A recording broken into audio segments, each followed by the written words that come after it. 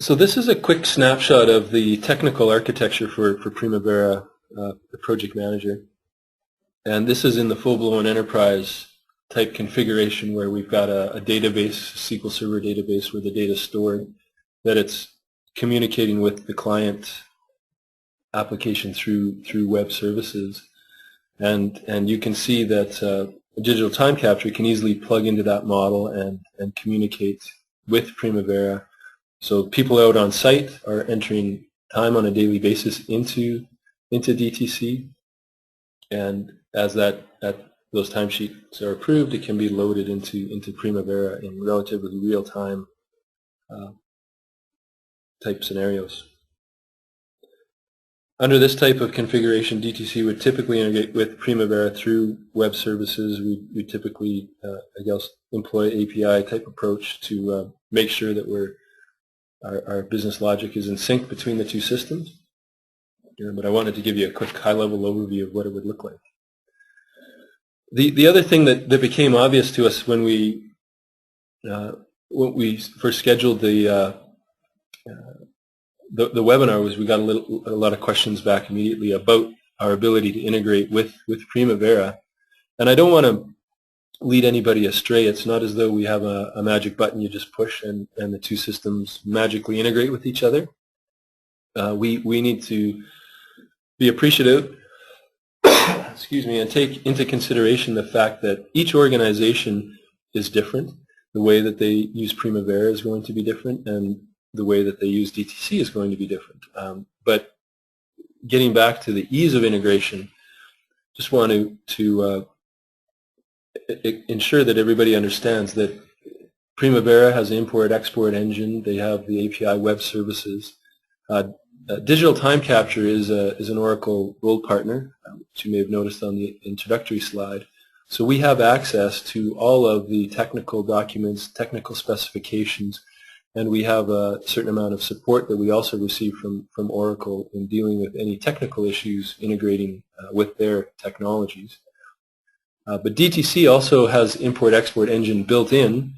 We have a web services API approach for integrating. And so really what we're looking at is that if you think of it in terms of a bridge, from the one side of the bank, Primavera has built 90% of the solution out of the box. DTC's built 90% of the solution out of the box, and we really just need to work with each customer individually to finish that last 10% in the middle to make sure that we understand your processes, your requirements and expectations, and when we bridge the two systems that's going to meet everybody's requirements. The other thing I wanted to make sure everybody was aware of is that mapping the two systems is not a one-to-one type exercise. So it's not as though every entity in Primavera needs to map to an entity in DTC or vice versa. What we typically see is that the DTC is tracking resource details. So we have each individual guy, each individual piece of equipment, the hours that they're working regular time, overtime, even a time and a half or double time and a half, additional premiums, travel time. You're not going to necessarily track that type of detail in Primavera at that individual resource level, so we might roll it up in DTC to the classification level and send it over to Primavera. Conversely, with Primavera, you're going to be managing each individual task at a very low level of detail, and it may not make sense to drive out that same level of detail in DTC. As an example, you might have work in Primavera parsed out into 4-hour increments or even 10-hour increments, and it may not make sense, again, to be keying hundreds or thousands of guys' timesheets into DTC at that level of detail. So again, this is part of the process that we would work through with you, is understanding at what level the WBS do you want to track in DTC, and how do we export that or import that from Primavera into DTC, and then at what level actual hours and actual results are going to be useful and meaningful when we pull them back into Primavera. DTC is extremely flexible in how we map to other systems, so it's important, again, to determine which system is in charge of which data element. Again, common sense would say that Primavera is in charge of the work breakdown structure, DTC is going to be in charge of the individual resources. And again, walking through that process, we just need to make sure that one system is the owner of the data and the other system is going to be the recipient of that data, so that we know which, again, from a technical perspective, the rules that need to be in place in order to ensure that DTC is not overriding Primavera's work breakdown structure, as an example. So our next slide is an example of a Primavera work breakdown structure. So this is an outage that we helped out with many years ago. We just recreated the schedule in Primavera. And I know some organizations, obviously most have estimating software systems in place, and a lot of them will export the estimate to Primavera so that you have a head start when you're creating your work breakdown structure. And then once the work breakdown structure is in Primavera, we can export that to DTC. And again, we've got several different approaches or options on how we do that. And we're going to show you from the DTC perspective how we pull that data into DTC.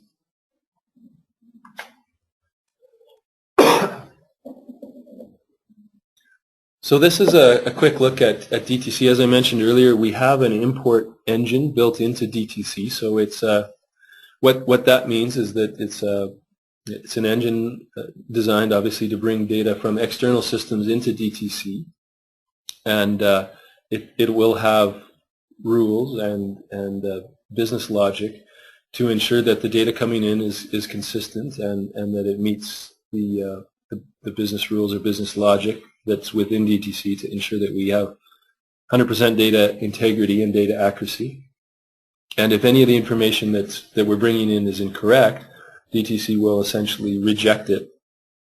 And you can see at the bottom of the screen those are the import processes that have already been run. These have all been completed successfully, but if it's rejected, it will note that, and it'll identify any issues in the data that you're trying to bring into DTC so that you can go back to the source data and fix it and re-import it. You can see in this particular project import example that, well, maybe I'll wait till the next slide. Let's pop over to the next one. So this is the schedule. You can schedule these jobs to run. This job has a start date, an end date, and it's got a interval rate as well. So in this particular example, you can see that we're running this process every 5 minutes. If you look sort of towards the middle of the screen. So again, the job can be scheduled. This is really determined by you, the customer. Do we run it every night? Do we run it in the morning? Do we run it at lunchtime? Do we run it at the end of the day? Or do we run it every 5 minutes if that's how we'd like to see it? The process also can be run on demand. So a lot of times we'll schedule these types of import jobs to run at night, but you may have a large job, when people are mobilizing out on site, you need that structure in DTC. You can definitely always, through an administrator, run it on demand if need be.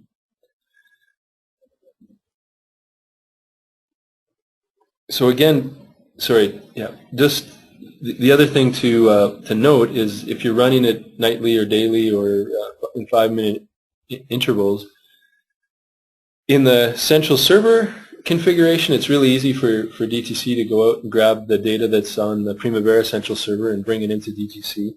If you're in that standalone type environment and somebody's not connected, they've maybe turned their computer off, it's difficult for us on the DTC side to guarantee that the scheduled import process will happen and will happen properly and efficiently if that information is not online, so to speak.